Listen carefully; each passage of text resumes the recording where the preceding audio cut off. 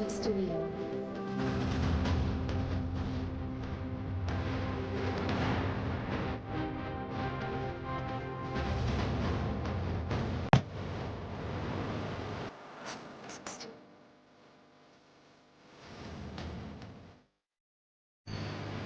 నమస్కారం. అద్దంకి న్యూస్కి స్వాగతం. ప్రజా సమస్యల పరిష్కారమే ప్రభుత్వ ధ్యేయమని, ప్రజలకు ఎటువంటి సమస్యలు ఉన్నా అధికారులు తక్షణమే పరిష్కరించాలని విద్యుత్ శాఖ మంత్రి గొట్టిపాటి రవికుమార్ ఆదేశించారు. సంతమాగులూరు మండలం పుట్టంవారిపాలెం క్యాంపు కార్యాలయంలో మంగళవారం మంత్రి రవికుమార్ వివిధ శాఖల అధికారులతో సమీక్షా సమావేశం నిర్వహించి ప్రజల నుంచి అందిన అర్జీలు, సమస్యలు పరిష్కారం గురించి ఆరా తీశారు. సమస్యలు పరిష్కారంలో ఎలాంటి జాప్యం లేకుండా అధికారులు సమన్వయంతో పనిచేయాలని స్పష్టం చేశారు.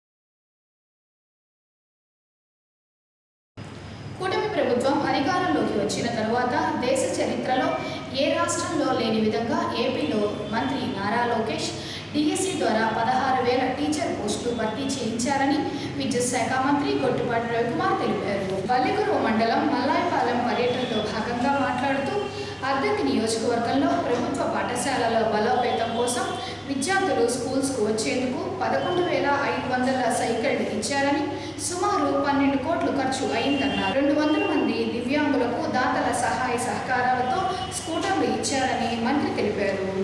ఆర్టీఎస్ఎస్ పనులలో భాగంగా 200 విద్యుత్ స్తంభాలు కొత్తవి వేసి అదనంగా ట్రాన్స్ఫార్మర్లు ఏర్పాటు చేశారని, పీఎం సూర్యాగర్ పథకం క్రింద ఎస్సీ ఎస్టీలకు ఉచితంగా సోలార్ యూనిట్లు మంజూరు చేస్తున్నారని, ఓసీబీసీలకు సబ్సిడీపై సోలార్ యూనిట్లు ఇస్తున్నారని, ప్రజలు ఇలాంటి అవకాశాలు వినియోగించుకోవాలని మంత్రి రవికుమార్ పేర్కొన్నారు. 16,000 మంది టీచర్లు కూడా ఈ సంవత్సరం మనం పెట్టడం జరిగింది. 16,000 మంది టీచర్లు డిఎస్సి ద్వారా తీసుకోవటం అంటే దేశ చరిత్రలో ఏ రాష్ట్రంలో కూడా జరగలేదు అనమాట. అంతమంది టీచర్స్ తీసుకోవాలి, అంతమంది టీచర్స్ పెట్టడం జరిగింది. దాదాపు మన కాన్స్టిట్యున్సీలో ప్రభుత్వ పాఠశాలలో చదువుకునే పిల్లలకి ఇప్పుడు దాకా 13,500 మందికి ఇచ్చారు సైకిల్. దాదాపు 6-7 కోట్లు ఖర్చు పెట్టాం. అన్ని కూడా డబ్బులు మనం ఒక ఊర్లో స్కూల్లో ఒకసారి ఇస్తే మిగతా వాళ్ళు చాలా మంది డోనర్స్ వచ్చి మీరు మంచి కార్యక్రమం చేస్తున్నారు కాబట్టి మేము కూడా సహాయం చేస్తామని చాలా మంది ముందుకు వచ్చారు. 30 మంది ముందుకు వచ్చి వాళ్ళందరూ డబ్బులు అనమాట. అవన్నీ నా ఒకటే కాదు, లేకపోతే ఇంకెవరే కాదు, అందరూ చాలా మంది సహాయం చేయబట్టి అంతమంది చేయగలిగారు. కొంతమంది వికలాంగులకు స్కూటర్లు ఇచ్చాం. దాదాపు 200 మంది వికలాంగులు దివ్యాంగులకి స్కూటర్లు ఇచ్చాం అన్నమాట. ఇట్లాంటి అన్ని చేసింది ఏంటంటే ఈ కార్యక్రమం ద్వారా చేయగలిగాం. ఇట్లా అన్ని కార్యక్రమాలు చేస్తా ఉన్నాము. ఈ గ్రామంలో వచ్చేసరికి ఆర్టీఎస్ఎస్ అనే ఒక కార్యక్రమం పెట్టి 290 పోల్స్ మార్చాం. ఇంకా 10%, 15% 4 ట్రాన్స్ఫారాలు పెట్టాము. దాదాపు ₹1 కోటి పనిచేసాం. అదేవిధంగా చేయాల్సింది ఇంకా కావాల్సిన పోల్స్ 50 పోల్స్ ట్రాన్స్ఫారాలు పెట్టాలి. ఈ వర్కర్స్, పనిచేసే వర్కర్స్ అందరూ ఎండ తీవ్రత వల్ల చాలా మంది వెళ్ళిపోయారు. మళ్ళీ కొద్దిగా వాతావరణం చల్లబడింది, వాళ్ళు ఇంకో వారంలో పని స్టార్ట్ చేస్తాం. మీ ఊర్లో ఇంకొక 50 పోల్స్, ఇంకో 2 ట్రాన్స్ఫారాలు పెట్టి 40 రోజుల్లో ఇబ్బంది లేకుండా చేస్తాం. మొత్తం కూడా మీరు ఎప్పుడో స్తంభం ఫస్ట్ లో వేసి ఉంటారు, తర్వాత ఈ మధ్యకాలంలో స్తంభం మార్చి ఉండరు. మీరు ఏదైనా అర్జెంట్ అనుకుంటే 1-2 స్తంభాలు మార్చి ఉంటారు, కానీ ఒక గ్రామానికి 300-400 స్తంభాలు మార్చి ఉంటారు. ఇవన్నీ చేస్తున్నాం. అదేవిధంగా పిఎం సూర్యగర్ అని చెప్పి ఇప్పుడు మనం ఎస్సీ కాలనీలోకి వెళ్ళాం. ఇప్పుడు ఇంటి పైన సోలార్ పెట్టాం. 2 కిలోవాట్లు 1,20,000 అవుతుంది అనమాట ఖర్చు. ఇప్పుడు మీ ఊర్లో ఆ కాలనీలో 20 మందికి పాత మల్లాయపాలెంలో 20 పెట్టాం. ఇక్కడ కొత్త మల్లాయపాలెంలో 20 పెట్టాము, పాత మల్లాయపాలెంలో 10 పెట్టాము. మొత్తం 30 అయిపోయింది. ఇంకొక 8 మంది పెడతాం. ఇంకా ఇప్పుడు బిగించేటప్పుడు చాలా మంది వచ్చి మా ఇండ్ల పైన కూడా పెట్టమన్నారు. ఇంకొక 50 మంది వాళ్ళకు కూడా తొందరలోనే శాంక్షన్ చేపించి అవి కూడా చేపిస్తాము. అట్లా మన ఊర్లో కూడా పెట్టుకోవచ్చు. ఇళ్ళమైనా మన వాళ్ళందరూ కూడా ఇళ్ల మీద పెట్టుకోవచ్చు. 3 కిలోవాట్లు శుభ్రంగా. మీ కరెంట్ బిల్లు పెద్ద కట్టే పర్వాలేదు, తక్కువ కడతారు. మీ ఇంటి మీద ఎండతోటి కరెంట్ ఉత్పత్తి మీ ఇంట్లోనే పవర్ శుభ్రంగా ఉపయోగపడింది. సెంట్రల్ గవర్నమెంట్ కానీ స్టేట్ గవర్నమెంట్ కానీ మొత్తం 78,000 సబ్సిడీ ఇస్తారు. మీరు ఇమీడియట్ పెట్టగానే సబ్సిడీ ఇస్తాను.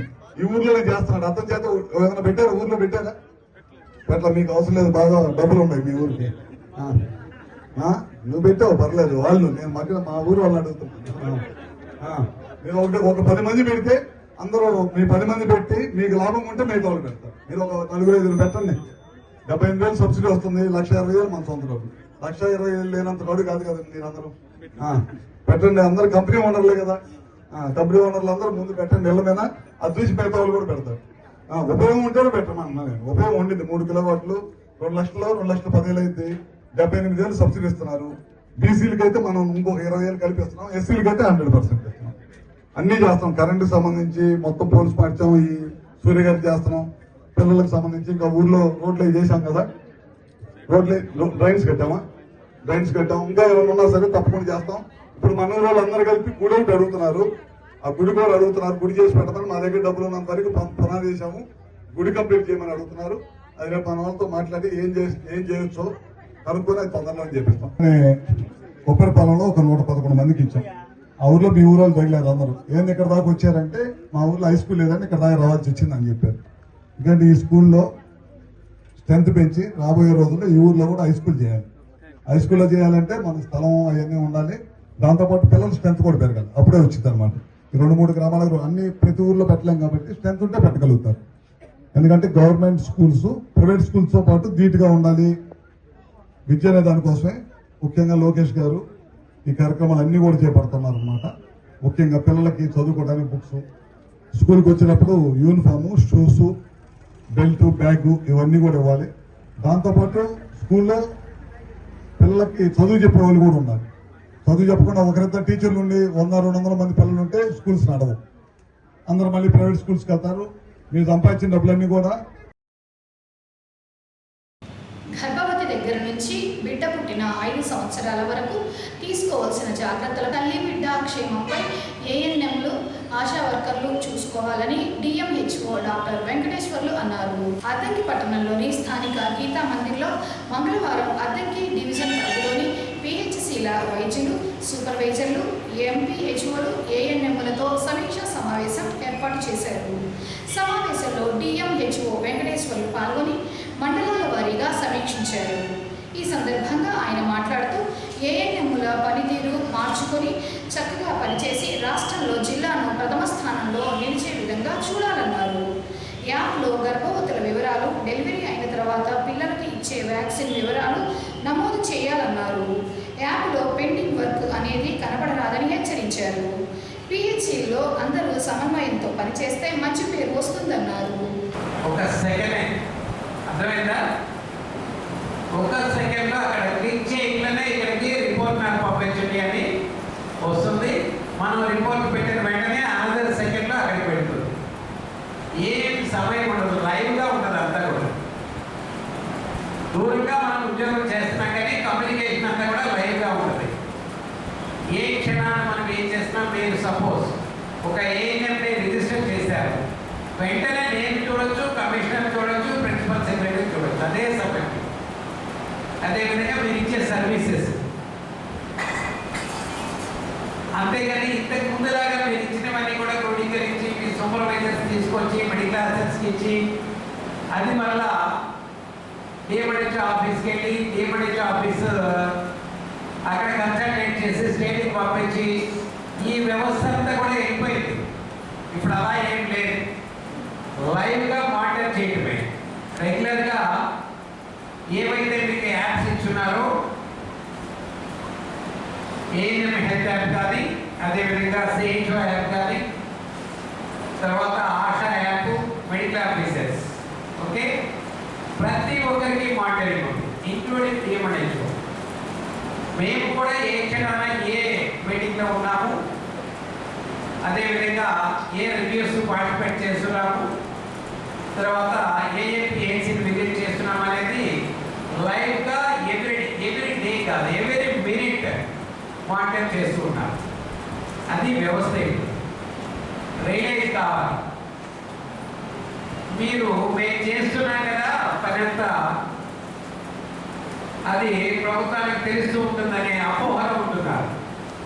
మీరు చేసింది రిప్రజెంట్ చేయాలి. మీరు ఏ పని అయితే చేస్తారో ఆ పనిని మీకు కన్సెంట్ పోర్టల్స్లో, ఆక్సిజన్ పోర్టల్స్ కానీ హెచ్ఎంఐఎస్, అదేవిధంగా యూనిక్ పోర్టల్స్లో కంప్లీట్గా మీరు ఎప్పుడెప్పుడు అప్డేట్ చేస్తూ ఉంటేనే మీరు చేసిన పని చేసినట్టుగా నిరూపించబడుతుంది. హెచ్పి, అదేవిధంగా సూపర్వైజర్, మీరందరి గురించి ఆ ప్రశ్నలే. మీరు ఎంత చక్కగా సర్వీస్ చేస్తున్నారనేది ఆ 4 ప్రశ్నల్లో అర్థమవుతుంది. గవర్నమెంట్లో ఉచితమైన సర్వీసెస్ ఉన్నాయని మీరు గ్రౌండ్ లెవెల్లో చెప్పినప్పుడు, వారు వచ్చి అవి వినియోగించుకున్నప్పుడు ప్రాథమిక ఆరోగ్య కేంద్రంలో వారికి సరైన సమాధానం చెప్తారు. అప్పుడు మీరు ప్రజలతో మమేకమై మీరు కమ్యూనికేట్ చేస్తున్న విషయము తెలుస్తుంది. అదేవిధంగా మీ యొక్క ఆఫీసర్స్ అక్కడ ఎవరైతే ప్రాథమిక ఆరోగ్య కేంద్రంలో ఉన్నారో వారు చేసేటువంటి సర్వీసెస్ కూడా ప్రజల్లోకి ఉచితంగా మాకు ఇస్తున్నారు, బాగా చేస్తున్నారు, అందరూ ఉన్నారు అనేటువంటి విషయాన్ని ప్రజలు తెలుసుకొని వారు సరైన సమాధానం ఇస్తారు. సో అందువల్ల ఏంటంటే వ్యాక్సినేషన్లో మనకి ఎక్కడ గ్యాప్ అనేది ఫస్ట్ డోస్ టైంకి రిజిస్టర్ చేయండి. ప్యాంటాగ్రీ నెక్స్ట్ ఇండికేటర్ ఏంటంటే MR1. ఎక్కడ మనం మొదలులేదు చూడండి, అవునా కదా? ఇదే ఇండికేటర్ MR1. సో 9 months కల్లా MR1 వ్యాక్సిన్తో పాటు ఇంకా ఏమున్నాయి? IPV3. MR1 చేస్తున్నారు, IPV PCV బూస్టర్ మర్చిపోతున్నారు. MR1 వచ్చేసరికి 85% ఉంటుంది, PCV బూస్టర్ వచ్చేసరికి 68%. సో ఈ గ్యాప్ మీకు రాకూడదు. ఎందుకంటే MR1తో పాటే IPV3 ఇస్తున్నాము, PCV బూస్టర్ కూడా ఇస్తాను. 3% ఒకలాగే ఉంటారు. అంటే కామన్ సెన్స్ దీనికి పెద్ద చదువులే అక్కర్లా. అది చేసే పని మీద కంప్లీట్గా ఏం చేస్తున్నామని క్లియర్ కరెక్ట్గా తెలియాలి. ఓకే, MR1 ఇక్కడ కానీ మనం కరెక్ట్గా చేస్తే ఎక్కడ ఫుల్ మార్క్ ఎవరికి రాదు. ఎందుకంటే 100% MR1 జరగదు. కాకపోతే 0.88, 0.9 అంటుంటారు. ఓకే, తర్వాత నెక్స్ట్ కాంపోనెంట్ ఏంటి? MR2 అంటే కంప్లీట్ ఇమ్యునైజేషన్.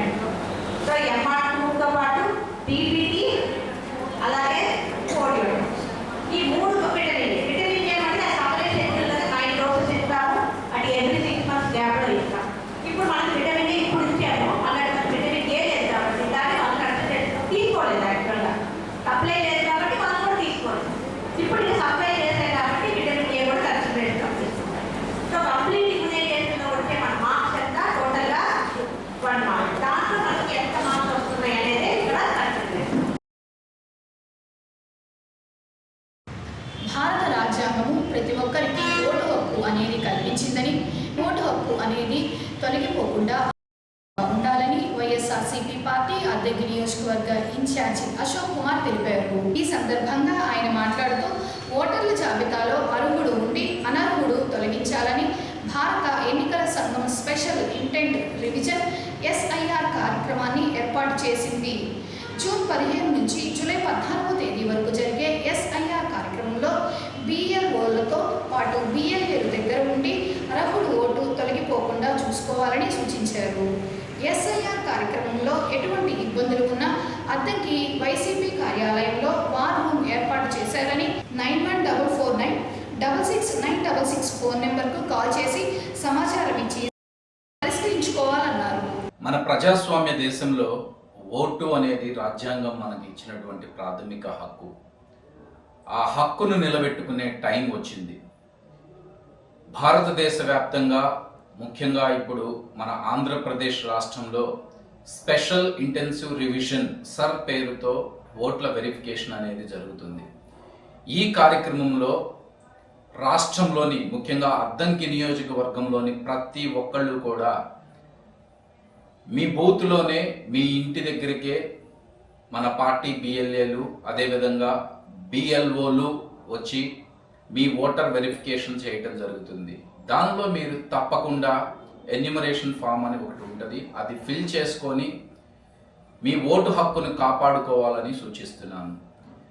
ఎటువంటి ఇబ్బంది వచ్చినా కానీ అద్దంకి నియోజకవర్గంలో అద్దంకిలోని పార్టీ ఆఫీస్లో ఒక వార్ రూమ్ ఏర్పాటు చేయడం జరుగుతుంది. మీ గ్రామంలో కానీ మీ బూత్లో కానీ ఎక్కడైనా ఎటువంటి ఇబ్బంది వచ్చినా లేదా ఏ డాక్యుమెంట్ అవసరమైనా కానీ వెంటనే బిఎల్ఏల ద్వారా మాకు గనక తెలియజేయగలిగితే 24 గంటలు మీకు అందుబాటులో ఉండటానికి ఒక హాట్ లైన్ నెంబర్ కూడా పార్టీ తరపు నుంచి ఇవ్వడం జరుగుతుంది.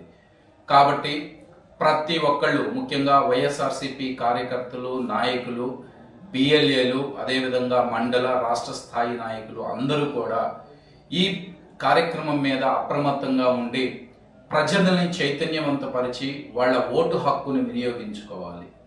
ముఖ్యంగా అర్హత ఉన్న ఏ ఒక్కళ్ళు కూడా ఓటు కోల్పోకూడదు. అనర్హతలైనటువంటి ఎవరూ కూడా ఓటర్ల జాబితాలో ఉండటానికి వీలేదు. అదే లక్ష్యంగా ప్రతి ఒక్కళ్ళం కూడా ఈ కార్యక్రమానికి పనిచేద్దామండి. ఆంధ్రప్రదేశ్ పౌర సరఫరాల సంస్థ హమాలీల సమస్యలు పరిష్కరించడంలో ప్రభుత్వం నిర్లక్ష్యంగా వ్యవహరిస్తూ పెరిగిన ధరలకు అనుకూలంగా హమాలీల వేతనాలు పెంచలేదని సిఐటియు ప్రకాశం జిల్లా అధ్యక్షులు సుబ్బారావు అన్నారు. అద్దంకి పట్టణంలోని స్థానిక మార్కెట్ యార్డ్ కార్యాలయం ఆవరణలో మంగళవారం ప్రకాశం జిల్లా హమాలీల 9వ మహాసభను నిర్వహించారు. ఈ సందర్భంగా సిఐటియు జిల్లా అధ్యక్షులు సుబ్బారావు మాట్లాడుతూ రాష్ట్ర ప్రభుత్వం హమాలీల వేతనం పెంచి నిరంతరము ప్రమాదాలలో కూడా పనిచేసే హమాలీలకు ఈఎస్ఐ సౌకర్యం కల్పించాలని సుబ్బారావు డిమాండ్ చేశారు. ఎంఎల్ఎస్ పాయింట్ మార్పులు చేర్పులు చేస్తున్నారని, ఈ విధానాన్ని తీవ్రంగా ఖండిస్తున్నారన్నారు. ఒక్క మండలాన్ని యూనిట్ పాయింట్గా చేసుకోవాలని సూచించారు. కొత్తగా హమాలీలుగా చేరిన వారికి సిపిఎఫ్ నెంబర్లు కేటాయించి పిఎఫ్ కల్పించాలని సుబ్బారావు పేర్కొన్నారు. సుబ్బారావు, సిఐటియు ప్రకాశం జిల్లా అధ్యక్షుడు, ఆంధ్రప్రదేశ్ పౌర సరఫరాల సంస్థ హమాలీల ప్రకాశం జిల్లా యూనియన్ గౌరవాధ్యక్షుడిని. ప్రధానంగా మన ప్రకాశం జిల్లాలో కానీ రాష్ట్రంలో కానీ హమాలీ కార్మికులు ఎదుర్కొన్న ప్రధాన సమస్య పెరిగిన ధరలకు అనుగుణంగా వేతనాలు పెంచట్లేదు. అట్లనే వేతన ఒప్పందం కాల పరిమితి డిసెంబర్ 31, 2025 తోటి అయిపోయినా ఇప్పటికి 6 నెలలు పూర్తయినా రాష్ట్ర ప్రభుత్వం పూర్తిగా నిర్లక్ష్యం వ్యవహరిస్తూ ఉంది. ఈ కాలంలో నిత్యావసర వస్తువుల ధరలన్నీ పెరిగినాయి. గ్యాస్ ధర పెరిగింది, అట్లనే పెట్రోల్ డీజిల్ ధరలు పెరిగినాయి. కాబట్టి ఈ దృష్టిలో పెట్టుకొని ప్రభుత్వం వెంటనే వేతన ఒప్పందం చేయాలి. రెండవది, నిరంతరం ప్రమాదాల్లో పనిచేస్తూ ఉన్నారు. ఈ ప్రమాదాల నుంచి రక్షణ కల్పించాల్సిన బాధ్యత ప్రభుత్వానికి. ఈఎస్ఐ సౌకర్యం ప్రతి 20 మంది పనిచేసేటువంటి ఏ సంస్థకైనా ఈఎస్ఐ సౌకర్యం కల్పించాల్సిన బాధ్యత ప్రభుత్వానికి ఉంది. కానీ సివిల్ సప్లైస్ హమాలీలకి ఇంతవరకు ఈఎస్ఐ సౌకర్యం కల్పించలేదు. దాని మూలంగా ప్రతిరోజు ఏదో పాయింట్లో చిన్నదో పెద్దదో దెబ్బలు తగులుతూ ఉన్నాయి, ప్రమాదాలు జరుగుతూ ఉన్నాయి. వీటన్నిటికీ వేల రూపాయలు కార్మికులకు ఖర్చు పెట్టుకోవాల్సిన బాధ్యత వస్తూ ఉంది. ఆ విధంగా ఒకటి వచ్చే డబ్బులు తక్కువగా ఉన్నాయి, వీటన్నిటి ఫలితంగా ఖర్చులు కూడా పెరుగుతున్నాయి. కాబట్టి ఈఎస్ఐ సౌకర్యం కల్పించాలి. అట్లనే ఇవాళ డిపోలకు సంబంధించి కూడా మార్పులు చేర్పులు ఇష్టారాజ్యంగా రాష్ట్ర ప్రభుత్వం జిల్లాలో అధికార యంత్రాంగం చేస్తున్నారు. దీన్ని తీవ్రంగా ఖండిస్తున్నాం. గత సంవత్సరం ఒకసారి ఇదే విధమైన ప్రయత్నం చేసి మార్పులు చేశారు. ఆ విధంగా కాకుండా ఏ మండలాన్ని ఆ మండలం యూనిట్గా తీసుకొని మండలం మొత్తం ఒకే స్టాక్ పాయింట్లో ఉండే విధంగా ప్రభుత్వం చర్యలు చేపట్టాలి.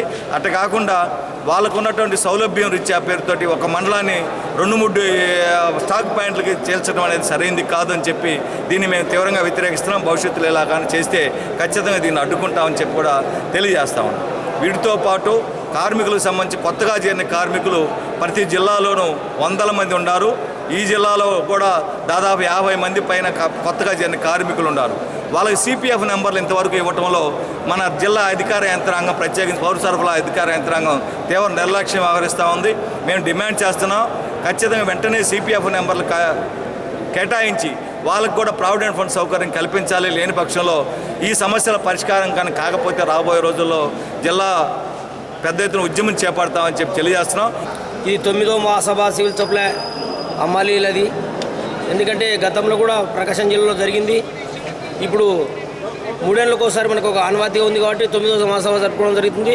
కాబట్టి 9వ మహాసభ ఏదైతే తీసుకుంటుందో దాన్ని అందరూ ప్రతిజ్ఞ పూని ఖచ్చితంగా ఏవైతే మన కర్తవ్యాలు ఉన్నాయో కర్తవ్యాలు తీసుకొని పనిచేయాలా. ఇక్కడున్న సిఐటి నాయకులకు అండదండలు తీసుకొని మనం ఏవైతే హక్కులు ఉన్నాయో హక్కుల కోసం పోరాటం చేయాలా. పోరాటం చేసినప్పుడే మనం సాధించుకోగలుగుతాము. ఎందుకంటే ఇప్పుడున్న ప్రభుత్వాలు, కేంద్ర ప్రభుత్వం అయితేనేమి, రాష్ట్ర ప్రభుత్వం అయితేనేమి, ఈ 4 కూడా లేవర్ తీసుకొని వచ్చి కార్మికులను పుట్టగొడుతుంది. ఎందుకంటే 8 గంటల పనిదానం గతంలో మన నాయకులు ప్రాణాలు అర్పించి మనకు 8 గంటల పనిదానం తేవడం జరిగింది. అయితే ఇప్పుడు ఈ మధ్యకాలంలో ఈ కూటమి ప్రభుత్వము, ఈ మోడీ ప్రభుత్వం వచ్చిన తర్వాత ఈ 4 కోట్ల లేవర్ రద్దు చేసి ఖచ్చితంగా 12 గంటలు పనిచేయాలని చెప్పి కార్మికులను ఇబ్బంది గురి చేస్తుంది. కాబట్టి దాన్ని మనం వ్యతిరేకించి పోరాటం చేయాలా. పోరాటం చేసి మనకి ఏదైతే 8 గంటల పనిదానమో దాన్ని సాధించుకొని మన హక్కులు ఏదైనా చేసే దాన్ని కూడా పోరాటం చేయాలా. ఎందుకంటే ఇప్పుడు మన అగ్రిమెంట్, కూల్ రేట్ల అగ్రిమెంట్ అయిపోయి కూడా 6 నెలలు కావస్తుంది. ఇంతవరకు మనకు 2 సంవత్సరాలకు ఒకసారి అగ్రిమెంట్ ఉంది.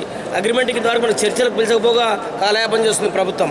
ప్రతిసారి 6 నెలలకు 10 నెలలకు, పోయినసారి అయితే 10 నెలలకు కూల్ రేట్లు పెంచింది. ఎందుకంటే ఇప్పుడైతే 6 నెలలు అవుతుంది కాబట్టి ఇప్పటికైనా పిలిచి తొందరగా మనం జేఎన్టీ సమావేశం వేసి ఆ కూల్ రేట్లు పెంచి అరేస్తో సహా అమలులకు ఇచ్చి అట్లే బోనస్ అయితేనేమి, యూనిఫామ్ అయితేనేమి, సిబిట్ అయితేనేమి అది కూడా అమలు చేయాలా. ఎందుకంటే చనిపోతే ధన సంస్కారానికి 20,000 ఇస్తున్నారు. 20,000 ఏ అమలున్నా సాలవు.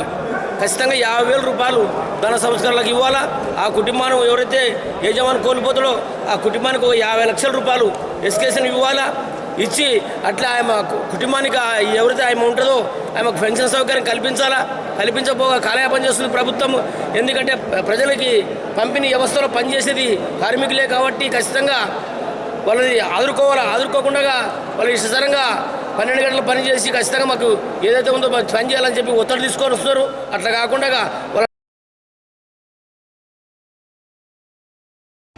అద్దంకి పట్టణంలోని స్థానిక గీతా మందిరంలో మంగళవారం అద్దంకి డివిజన్ పరిధిలో ఉన్న పిహెచ్సిల వైద్యులు, ఏఎన్ఎంలు, సూపర్వైజర్లతో సమావేశాన్ని నిర్వహించారు.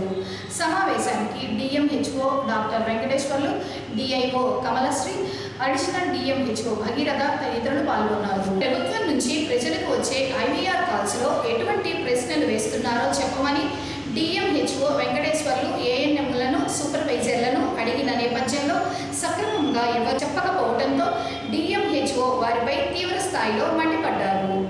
ఐవీఆర్ కాల్స్ మీద అవగాహన లేకుండా ఉద్యోగాలు చేస్తున్నారా అని ప్రశ్నించారు. పిహెచ్సిలో వైద్యులు ఏమి చేస్తున్నారు అని ఆగ్రహం వ్యక్తం చేశారు. ఐవీఆర్ కాల్స్లో 40% నెగిటివ్ వచ్చిందని, ఐవీఆర్ కాల్స్ పై ప్రజల్లో అవగాహన కల్పించాలని డిఎంహెచ్ఓ సూచించారు. ఎవరు అంటే మీ దగ్గర ఎవరైతే సర్వీసు లబ్ధి పొందుతున్నారో వారు ఆ క్వశ్చన్ మీద ఆన్సర్ చేస్తారు. దాని ప్రకారం మీరు ఇచ్చినటువంటి సర్వీసు ఏ మోతాదులో ఇచ్చారు. మీటింగ్లోనే ఉన్నది, ఇప్పుడు కూడా మీటింగ్లోనే ఉన్నారు. దీంట్లో మీటింగ్ వస్తుంది. సర్వీస్ ఇచ్చారో వారు ఆ క్వశ్చన్ని రిసీవ్ చేసుకొని క్వశ్చన్స్కి ఆన్సర్ చేస్తారు. మనకి 4 క్వశ్చన్లు ఉన్నాయి. ఆ 4 క్వశ్చన్లు ఆన్సర్ను బట్టి మీరు మీ సర్వీసెస్లో ఏ మోతాదులో పబ్లిక్కి సర్వీస్ అందిస్తున్నారు, ప్రభుత్వం ఆశించిన మేరకు అందిస్తున్నారా లేదా అనేది డైరెక్ట్గా ప్రభుత్వమే అసెస్ చేస్తుంది. ఇంతకుముందు అలా ఉండేది కాదు. ఇంతకుముందు ఎలా అంటే మీ మెడికల్ ఆఫీసరు మీ యొక్క ప్రోగ్రెస్ని చూసి ప్రోగ్రామ్ ఆఫీసర్స్కి లేదా డెప్యూటీ డిఎంహెచ్ఓస్కి ఆ తదుపరి డిఎంహెచ్ఓస్కి వస్తుంటే డిఎంహెచ్ఓ అక్కడి నుండి మీ ప్రోగ్రెస్ని స్టేట్కి పంపించడం, కన్సల్ట్ ఎవరైతే మానిటర్ చేస్తున్నారో వారికి పంపించడం, దాన్ని కన్సల్టేట్ చేయడం, ఆ ప్రకారం రివ్యూ చేయడం ఉండేది. ఇప్పుడు అలా కాకుండా నేరుగా ప్రభుత్వమే మనల్ని అసెస్ చేస్తుంది. ఆ అసెస్మెంట్ ఎలా చేస్తున్నారు అనేది మనకు తెలియకపోతే మనం ఇంత కష్టపడి పనిచేసినా కూడా చేయనట్టుగా రిఫ్లెక్ట్ అవుతుంది. కాబట్టి ఐవీఆర్ఎస్ క్వశ్చన్స్ ఏమొస్తాయి, ఇప్పుడు జరుగుతున్న ఈ క్వశ్చన్స్ ఇప్పుడు వస్తున్నాయి. క్వశ్చన్స్కి ఏమి సమాధానం ఎలా చెప్పాలి అనేది మీలో ర్యాండమ్గా ఒక 5 మెంబర్స్ చెప్పారు. ఏమా మీ మెడికల్ ప్రతిరోజు మీటింగ్ పెడుతున్నారా, మీకు మాట్లాడుతున్నారా, ఏమని మాట్లాడుతున్నారు, పెట్టారా మీరు?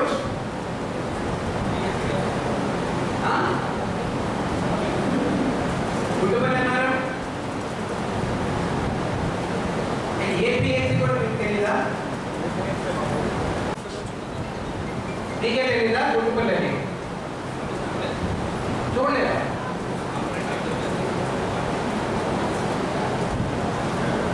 మీ డాక్టర్ గారు తెలుసా? ఏ పేరు డాక్టర్ గారి పేరు? ఎన్నిసార్లు చూసావు?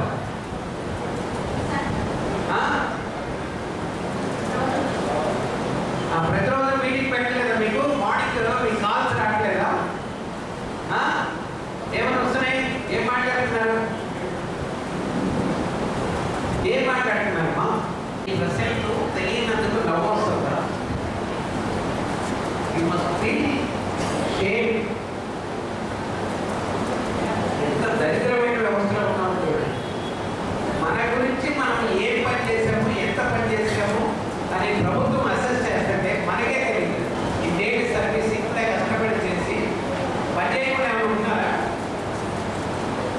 మరి మీరు పని చేశారా లేదా అనేది అడిగినప్పుడు ఏం సమాధానం చెప్పాలి? ఏ క్వశ్చన్లు వస్తాయని తెలియకపోతే నవ్వేగా వస్తుంది మీకు.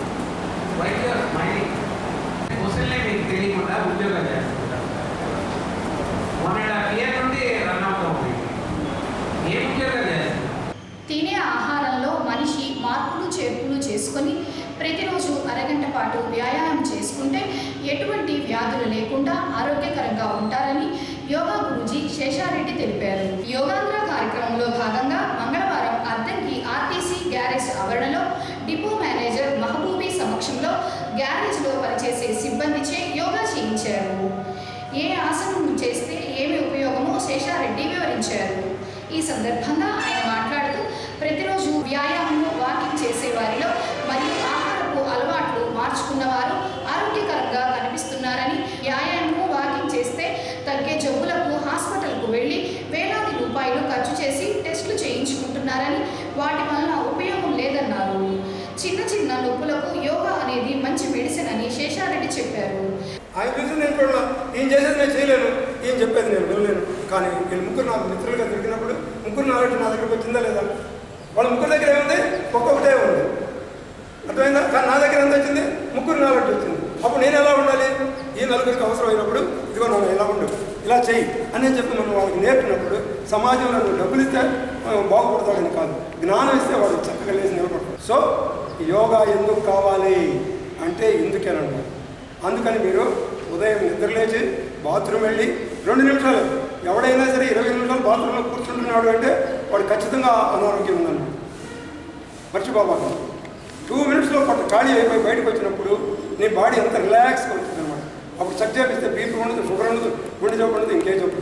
అలాంటి ఒక మంచి ఆరోగ్యకరమైన విషయాన్ని పాటించినప్పుడు మీకు తెలుస్తుంది అనమాట. మోకాళ్ళ నొప్పులు, నడుము నొప్పులు, ఈ ఆయాసాలు ఇవన్నీ కూడా అందులో పోతాలండి. ఫస్ట్ మోషన్ ఫ్రీ అయిపోతే ఆటోమేటిక్గా మీ బాడీ యాక్షన్ వచ్చేసింది. ఇక రోజువారీ చేసే పనులు శక్తిని మించి బరువులు లేపినప్పుడు, లేకపోతే శక్తిని మించి ఇంకో పని చేసినప్పుడు మనం ఇబ్బందికి బలవుతుంటాం. దాన్ని మనం సమతూకంగా చేయాలి అనే నాలెడ్జ్ మనలో ఉన్న గొప్ప విషయాన్ని బయటకు తెచ్చుకున్నప్పుడు 100 పనులైనా చేసి వస్తాము. ఓకేనా? సో దీనికి ముగింపు చివరి వాక్యం ఏంటి అంటే, మనం ఆరోగ్యంగా ఉండాలి అంటే, ఇలాంటి పనులన్నీ మంచి పనులు చేయాలి అంటే, మంచి పరిజ్ఞానం సంపాదించాలి అంటే, మనలో ఉన్న మంచి లక్షణం బయటకు తెచ్చుకోవడం. ఇది వాస్తవం. దీనికి దగ్గరగా పోండి. మీకు షుగర్ ఉండదు, బీపీ ఉండదు, గుండె జబ్బు ఉండదు, మోకాళ్ళ నొప్పులు ఉండదు, నడుము నొప్పులు ఉండదు. మోకాళ్ళ నొప్పులు రాగానే డాక్టర్ గారు అని పోతుంటే బాగా ఒక 500 పోపి ఎక్స్రేలు, స్కానింగ్లు, తర్వాత మందులు. అప్పుడు గ్యారెంటీ ఏమను ఈ వాడినాక నీకు మోకాళ్ళ నొప్పి రాదని. కానీ నీలో ఉన్న మంచి లక్షణం వాడి చూడు, నీకు ఆ మోకాళ్ళ నొప్పులు పోయి డాక్టర్ దగ్గరికి వెళ్ళకుండా ఎంత హాయిగా ఉండవు. చిన్న విషయం, ఒక 7 రోజులు ఫాలో అయ్యి చూడండి. ఎవరైనా సరే, ముఖ్యంగా కండక్టర్లు, డ్రైవర్లు ఎక్కువసేపు నిలబడి ఉంటారు.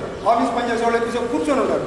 కూర్చున్నప్పుడు తలకాయ ఇట్టుంటుంది, నడివేమో ముందుకు ఉంటుంది. సో అప్పుడు ఇలా ఉండాల్సిన వెన్నుపూసలు ఇలా గ్యాప్ వచ్చినప్పటికీ బ్యాక్ పెయిన్ వచ్చి డాక్టర్ గారు నా వల్ల ఆడలేదండి, అది ఎంఆర్ఐ స్కానింగ్ 6000 గోయిందా, ఒక సంచును, ఒక ఫిల్ము, ఒక డాక్యుమెంట్ ఇస్తారు మీకు. కానీ వాడు మందు వేయడు, ఇంజక్షన్ వేయడు, గట్టం వేయడు. కాజేసుకున్నావా, నిలువున 6000 పోయినాయా, ఓపీ కట్టావా 200, 300, ఆ తర్వాత మళ్ళీ 2 ఏళ్ళకి మందులు ఇస్తాడు. అయితే అంతవరకు ఓకే, తగ్గకపోతే ఆపరేషన్ చేద్దామని చెప్తాను. చూడండి, స్ట్రైట్గా బిందెలు పట్టుకున్నాను, ఆడగా బిందెలు పట్టుకున్నట్టుగా కాదు, చక్కగా మగపిల్లలు మీరు అందరూ ఇలా పైకి లాగండి, అప్పుడు పైకి లాగండి. అది లాగి ఇప్పుడు బాగా విసురుతా పోయి మీరు కాలి బొట్టన వేలు పెట్టుకోండి. మోకాళ్ళు లేవకూడదు ఎవరికి, మీ కాలి బొట్టన వేలు పెట్టుకోవాలి. ఓకేనా? చూడు ఇందులో అర్థమైందా? ఇలాగా మీరు మళ్ళీ పైకి రావాలి. పైకి వెళ్ళినప్పుడు మరింత దాపలు వదిలేయడం ఎందుకంటే చదువుపోయి ఆనేటప్పుడు నోరుతాము. హా హా అన్నంలో మాట్లాడుతాం. హా పనండి కింద పనండి గబగబా రెడీ పోవాలి. వెనక్కి పోయి ఒకేసారి అందరూ ఒకేసారి 1 అనంలోనే పైకి, 2 అనంలోనే మళ్ళీ కిందకి. రెడీనా? కిందకి 2లో ఉండండి. ఇప్పుడు అందరూ 2లో కిందకి 1 అనంలోనే పైకి రావాలి. 1 2 గబగబా 1 2 వెనక బాటలో చాలా మంది వెనక పోయి రావాలి. 1 2 గబగబా 1 2 1 బాటలో వెనక్కి 2. ఇందులో కొంతమంది రెడీగా మిషన్ చేయాలని చెప్పి ఇక్కడికే 2 ఇలా ఒక మోకాళ్ళు అనుకోండి. ఓకేనా? ఎప్పుడైతే ఇంట్లో లేదా కుర్చీలో ఇలా కూర్చొని మీరు చేస్తారో మీకు ప్రతికూలంగా. ఓకేనా? ఇప్పుడు చక్కగా మనం డౌన్ సమయంలోనే చక్కగా 2 చేతులు క్లోజ్ చేసి కింద కమాన్ డౌన్. సకాలంలో చాలా మందికి హరో అది అప్లో ఉండాలి. అప్లో వినపడుతుంది. అది డౌన్ అనగానే 2 చేసి కింద ఈ బొట్టలు ఇలా ఇప్పుడు ఇలా తిరిగి చక్కగా ఇలా అనిచ్చండి. 1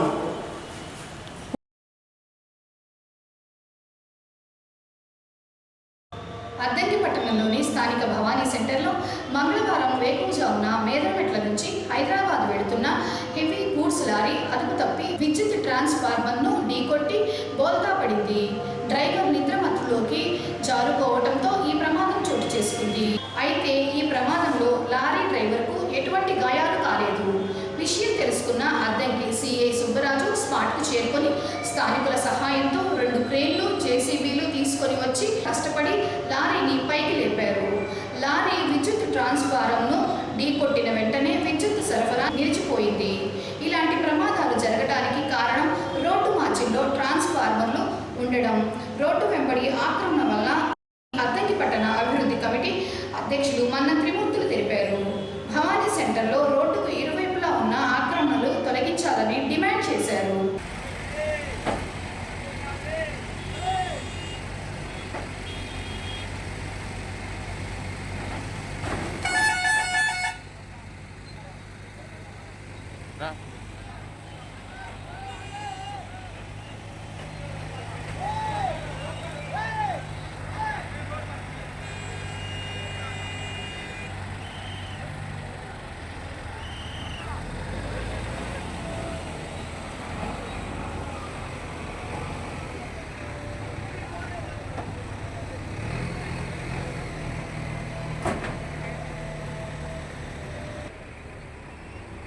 లారీని లేపడానికి పోలీసులు,